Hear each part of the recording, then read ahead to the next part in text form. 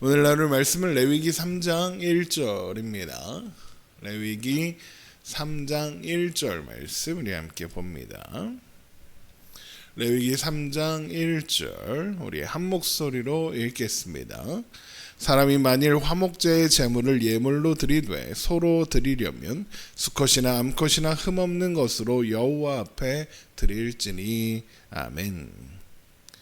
번제와 소제에 대해서 살펴봤고 그 다음으로 이어서 나오는 제사의 종류, 방식은 화목제입니다.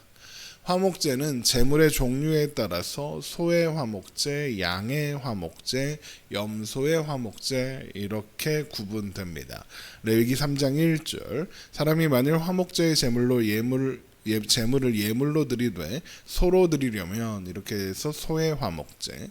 또 3장 6절을 보면 만일 여호와께 예물로 드리는 화목제의 제물이 양이면 해서 양의 화목제. 또 12절에 가면 만일 그의 예물이 염소면 해서 염소의 화목제. 이렇게 세 가지 종류가 있다라고 할 수 있는 겁니다.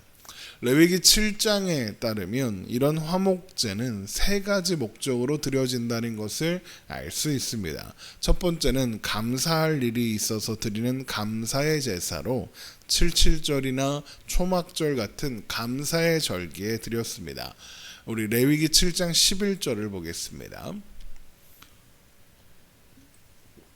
레위기 7장 11절 여호와께 드릴 화목제물의 규례는 이러하니라. 만일 그것을 감사함으로 드리려면 기름 섞은 무교병과 기름 바른 무교전병과 고운 가루에 기름을 섞어 구운 과자를 그 감사제물과 함께 드리고 이렇게 시작하고 있죠. 그러니까 감사함으로 드리는 화목제가 있다라는 겁니다. 두 번째는 서원을 할 때 드리는 서원제로 하나님께 예물을 바치겠다라고 서원한 경우나 또 나실인이 되겠다라고 서원한 뒤에 드렸습니다. 레위기 7장 16절 그러나 그의 예물의 제물이 서원이라 이렇게 돼 있죠.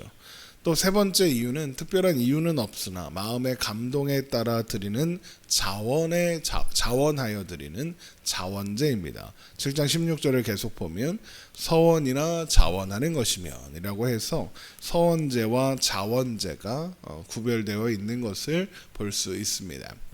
그러니까 자원제는 오늘날의 헌금과 비슷한 동기로 드리는 제사다라고 할 수 있는 것이죠.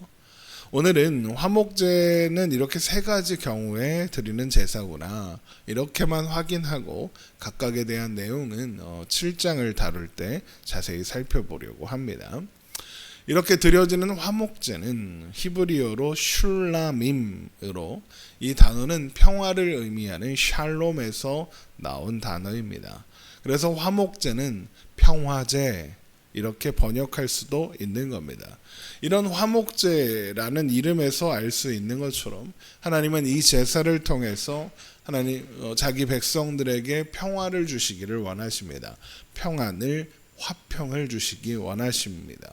그래서 하나님의 백성들은 하나님 안에서 하나님과 함께 화평을 누린다라는 것을 보여주는 제사가 화목제라는 겁니다.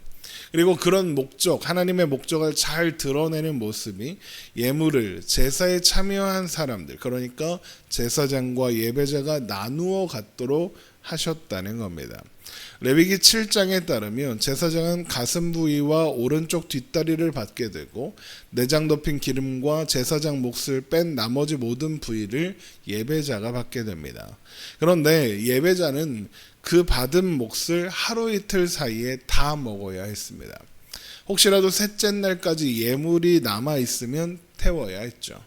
만약에 셋째 날에 남은 것을 태우지 않고 조금이라도 먹게 되면 그 제사는 기쁘게 받아들여지지 않을 뿐만 아니라 그로 인한 죄도 짊어져야 했습니다. 우리 레위기 7장 15절에 그 말씀이 있습니다. 감사함으로 드리는 화목제물의 고기는 드리는 그날에 먹을 것이요 조금이라도 이튿날 아침까지 두지 말 것이라.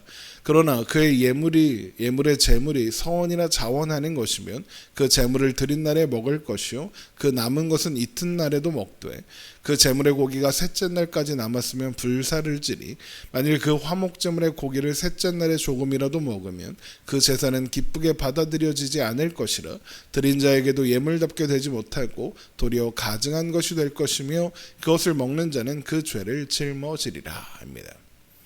그런데 문제는 예배자가 소나 양이나 염소 같은 큰 가축의 대부분을 받게 된다는 겁니다. 그러니 예배자가 아무리 대식가라 해도 혼자서 그 짧은 시간에 하루 이틀 사이에 그걸 다 먹기는 불가능하죠. 그래서 하나님은 화목제의 예물을 가족과 이웃들과 함께 나누어 먹어라 라고 하셨습니다.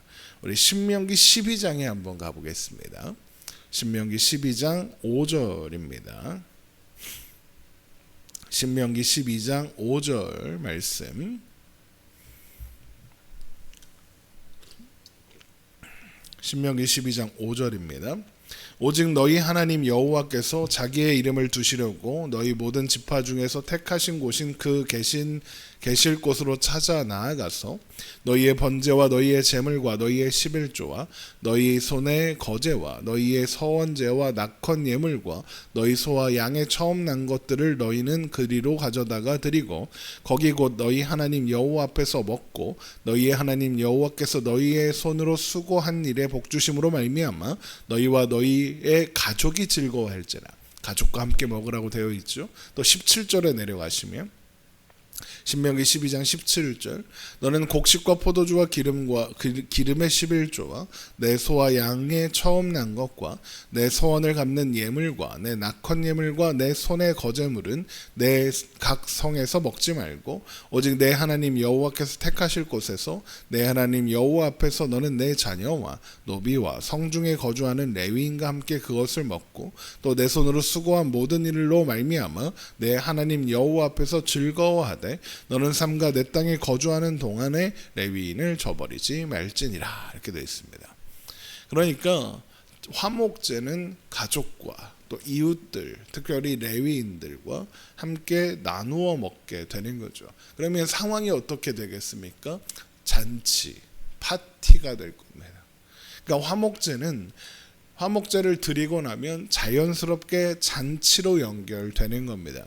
우리는 이런 모습을 통해서 화목제가 단순히 하나님께 드리는 경건한 예배만이 아니라 하나님의 백성들이 하나님 안에서 하나님과 함께 또한 이웃들과 함께 기쁨을 누리는 잔치구나라는 것을 알 수 있는 겁니다. 그리고 이런 잔치는 화목제 후에 벌어지는 부수적인 행사가 아니라 화목제의 가장 중요한 본질이라고도 할 수 있는 겁니다. 그런데 레위기 3장은 그런 내용들은 다루지 않고 하나님과의 거룩한 교제에 초점을 두고 화목제물을 하나님께 바치는 방법에 대해서만 기록하고 있습니다. 화목제의 잔치적인 측면들은 레위기 7장과 22장을 보면 자세히 나옵니다. 그때 자세히 다루도록 하죠. 그러면 레위기 3장에서는 어차피 화목제에 대해서 설명을 해주시는데 같이 이야기하시면 되지 왜 이런 화목제의 잔치적인 측면들을 다루지는 않는 걸까? 그 이유는 화목제가 잔치이기 이전에 하나님 앞에 드려지는 예배이기 때문입니다. 물론 화목제는 잔치의 성격이 강한 제사가 맞습니다. 그러나 그 잔치가 사람들끼리 즐거워하는 것에서 그친다면 아무 의미가 없죠. 잔치의 진정한 기쁨은 하나님 앞에서 하나님과 함께 할 때, 하나님 앞에서 드릴 때에 누릴 수 있는 것이기 때문입니다. 이것은 우리가 드리는 예배에도 동일하게 적용할 수 있겠습니다. 우리가 드리는 예배는 하나님께 드리는 경건한 예배이기도 하지만 동시에 하나님의 백성들이 하나님 안에서 하나님과 함께 기쁨을 누리는 잔치이기도 합니다. 그래서 예배에는 이 두 가지 요소가 항상 함께 가야 하는 겁니다. 그러나 많은 경우 예배는 둘 중 하나로 치우치기가 쉽죠. 거룩하고 경건한 예배만 강조해서 엄숙한 분위기로 무슨 작은 소리라도 내면 큰일 날 것처럼 모든 것을 조심스럽게만 하는 그런 예배라면 그 예배를 통해 하나님과 기쁨의 교제를 나누는 것은 쉽지 않을 겁니다. 하나님의 예배를 잘 드리나 못 드리나 이렇게 감시하는 감독관처럼 느껴질 수 있기 때문입니다. 그렇다고 예배가 사람들끼리의 흥미와 재미와 이런 것들 위주로 채워진다면 하나님 없이 사람들끼리만 기뻐하는, 사람들끼리만 즐거워하는 파티가 될 뿐인 겁니다. 그래서 예배는 이 두 가지가 함께 조화를 이루어야 하는 겁니다. 앞에서 읽은 신명기 12장 7절의 말씀처럼 우리 제가 다시 신명기 12장 7절의 말씀을 다시 한번 읽어드리겠습니다.